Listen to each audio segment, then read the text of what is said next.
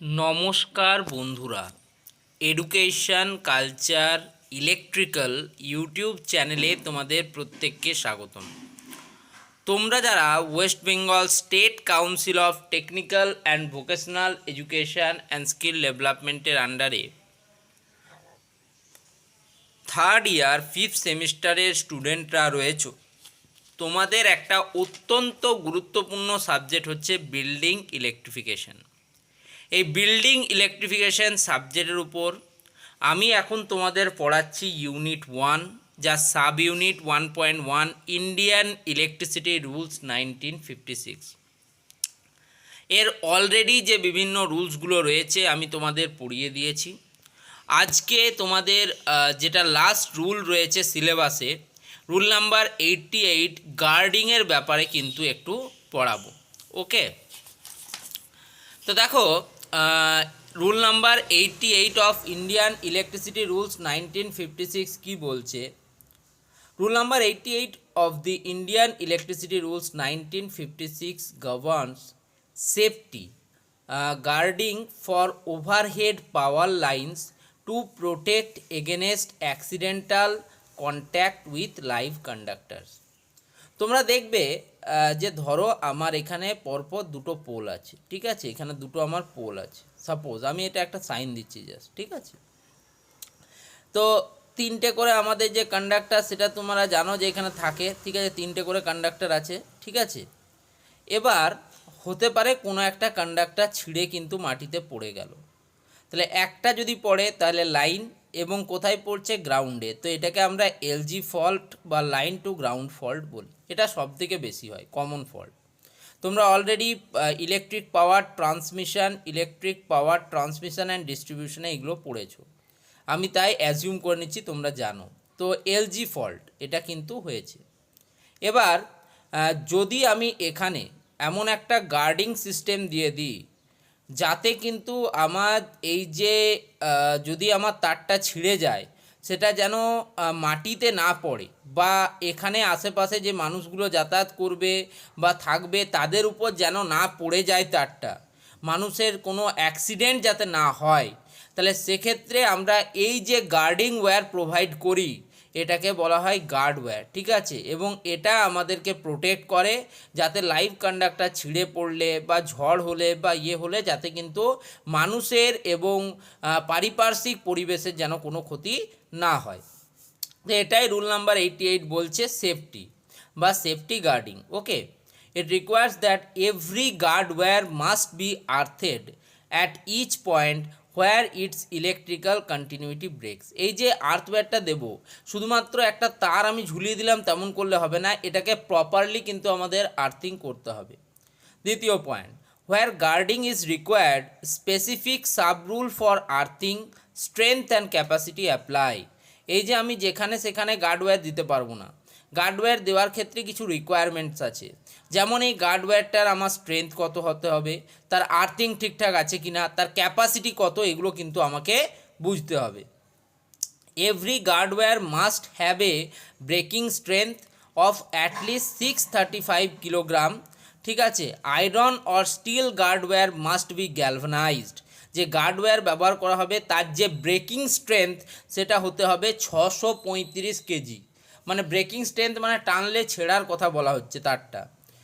Iron এবং still গার্ডওয়্যার যেগুলো থাকবে সেগুলোকে অবশ্যই কিন্তু গ্যালভানাইজড করতে হবে, নইলে তার মধ্যে মরচে ধরে যাওয়ার সম্ভাবনা রয়েছে, ঠিক আছে। Next, guard wire must handle enough current to trip protective devices and make the line dead safely melting or fusing before contact with a live wire is cleared. তো লাইভ ওয়্যার যদি আমার গার্ডওয়্যারের উপর ছিঁড়ে পড়ে তাহলে তার মধ্যে দিয়ে ইলেকট্রিসিটি ফ্লো করবে, এবং সেই জন্য গার্ডওয়্যারকে এমন হতে হবে যাতে সে কিন্তু নির্দিষ্ট পরিমাণ কারেন্ট তার মধ্যে দিয়ে প্রবাহিত হতে দেয়, এবং সেই কারেন্টের ফলে যে সমস্ত আমাদের প্রোটেক্টিভ ডিভাইসেস রয়েছে, সুইচ গিয়ার ডিভাইসেস রয়েছে, সেগুলো যাতে ট্রিপ করে যায়, বা যদি ফিউজ থাকে সেটা যেন মেল্ট করে যায়, যেন কোনো রকম কোনো ক্ষতি কিন্তু আমাদের না হয়। Trolley wire crossing provisions and specific number of guard wires are required for lines crossing over electric tramways or trolleyways। যেখানে যেখানে ইলেকট্রিক ট্রাম ইউজ করা হয়, যদিও এই রুলটা এখন আর নেই বলতে পারো, সেখানে কিন্তু সঠিকভাবে গার্ডওয়্যার আমাদেরকে ইউজ করতেই হবে একদম। এবার আমি কিন্তু বাংলায় উইথ পিকচার্স তোমাদেরকে দেখাচ্ছি জিনিসটা কীরকম। তো তোমাদের জন্য ভিজুয়ালি রিপ্রেজেন্ট করছি, দেখো, Indian electricity rules 1956, rule number 88 guarding, presented by education culture electrical. Introduction বা ভূমিকা। Rule number 88 focuses on guarding for overhead electrical lines to ensure public safety.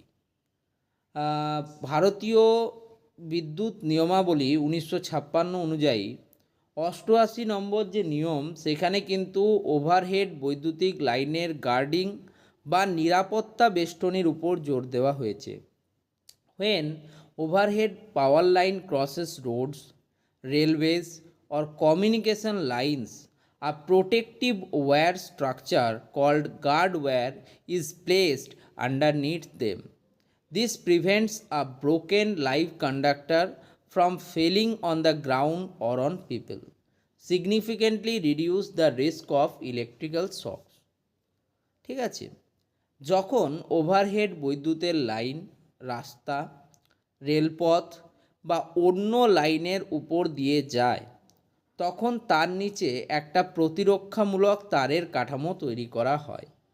এর ফলে কোনো কারণে জীবন্ত বা লাইভ তার, যেটাকে বলে লাইভ ওয়্যার, সেটা ছিঁড়ে গেলে তা মাটিতে বা মানুষের গায়ে পড়তে পারে না, যা বড় দুর্ঘটনার হাত থেকে মানুষকে এবং পরিবেশকে রক্ষা করে। তো দেখো, এখানে একটা ছবি দিয়েছি, দেখো, দেখতে পাচ্ছ এখানে কিন্তু আমার লাইভ কন্ডাক্টর রয়েছে। ঠিক আছে, দুটো লাইভ কন্ডাক্টর তোমরা দেখতে পাচ্ছ, দুটো পোল আমাদের রয়েছে, এবং দেখতে পাচ্ছ নিচে আমরা এই যে এইটা যেটা দেখতে পাচ্ছ, দাঁড়াও আমি অন্য কোনো কালার দিই, তাহলে তোমাদের বুঝতে সুবিধা হবে। আমি নীল কালার দিয়ে, আমি সবুজ কালার দিয়ে দেখাচ্ছি, ঠিক আছে। তো এই যে এইটা দেখতে পাচ্ছ, এই যে এইটা, এই ওয়্যারটা, এটা কিন্তু হচ্ছে গার্ড ওয়্যার। ধরো কোনো মানুষ এরকম জায়গায় আছে, ঠিক আছে, সে রাস্তা পারাপার করছিল, উপরের তারটা ছিঁড়ে তোমার নিচে পড়ে গেল, ঠিক আছে, সরি, এই যে উপরের যে আমার লাইভ তারটা ছিল, এটা ছিঁড়ে ধরো মানুষটার উপরেই পড়ে গেল সাপোজ, তাহলে সে তো এখানেই শেষ, ডেড। কিন্তু আমরা এর জন্য আমরা একটা গার্ডওয়্যার দিয়েছি। গার্ডওয়্যারটা এটা কি করবে, এটা তারটাকে পড়ে যাওয়ার হাত থেকে বাঁচাবে, ঠিক আছে, যাতে কিন্তু মানুষটা সেফলি যেতে পারে, তাহলে মানুষটার আর কোনো কিন্তু প্রবলেম হবে না, ঠিক আছে। তো এই জন্য কিন্তু গার্ডওয়্যার ব্যবহার করা হয়, এবং এটাই বলা হচ্ছে ইন্ডিয়ান ইলেকট্রিসিটি রুলস 1956-এ। আর কি বলছে দেখো, প্রভিশন অফ রুল 88 যদি ইংলিশে বলি, earthing. Every guard wire must be connected to the earth at every point where its electrical continuity is broken. যেখানে যেখানে ইলেকট্রিক্যাল কন্টিনিউটি ব্রোক হবে, সেই জায়গাগুলোতে কিন্তু আর্থিং করা বাধ্যতামূলক। ব্রেকিং স্ট্রেংথ, যেটা আগেও বললাম, every guard wire shall have an actual breaking strength of not less than 635 kg. If it is made of iron or steel, it must be galvanized to prevent rusting. ঠিক আছে, মরচে ধরার হাত থেকে কিন্তু বাঁচতে হবে। কারেন্ট ক্যারিং ক্যাপাসিটি কি বলছে, the guard wire or cross connected system must have sufficient current carrying capacity. If a live wire falls on it, it must safely carry the fault current to trip the circuit, rendering it dead without melting or fusing itself. কী বলছে rule number 88-এ যদি বাংলায় বলি, earthing. প্রতিটি গার্ডওয়্যার বা নিরাপত্তা তারের যেখানে বৈদ্যুতিক ধারাবাহিকতা বা ইলেকট্রিক্যাল কন্টিনিউটি বিচ্ছিন্ন হবে, সেখানে তাকে অবশ্যই সঠিকভাবে আর্থিং করতে হবে। তারের শক্তি বা ব্রেকিং স্ট্রেংথ, প্রতিটি গার্ডওয়্যারের প্রকৃত ভাঙন শক্তি বা ব্রেকিং স্ট্রেংথ 635 কেজির কম হওয়া চলবে না। এটি যদি লোহা বা স্টিলের তৈরি হয়, তবে মরচে ধরা রোধ করতে তা অবশ্যই গ্যালভানাইজড হতে হবে। ওকে। বৈদ্যুতিক বহনের ক্ষমতা, বিদ্যুৎ বহন ক্ষমতা, প্রতিটি গার্ডওয়্যার বা ক্রস সংযুক্ত গার্ডওয়্যার সিস্টেমের পর্যাপ্ত বিদ্যুৎ বহন করার ক্ষমতা থাকতে হবে, যাতে কোনো লাইভ তার ছিঁড়ে তার উপরে পড়লে এটি নিজে গলে না গিয়ে নিরাপদে ফল্ট কারেন্টকে বহন করতে পারে এবং সার্কিট ব্রেকারকে ট্রিপ করাতে পারে, বিদ্যুৎ সরবরাহ বন্ধ করে দিতে পারে। তো এটা ছিল কিন্তু একটা অত্যন্ত গুরুত্বপূর্ণ বিষয়, ঠিক আছে, গার্ডওয়্যারটা নিয়ে। এবার গার্ডওয়্যার কেন এত গুরুত্বপূর্ণ, why is guarding important. Guarding acts as a mechanical safety net. Guarding একটি যান্ত্রিক সুরক্ষা জাল হিসেবে কাজ করে।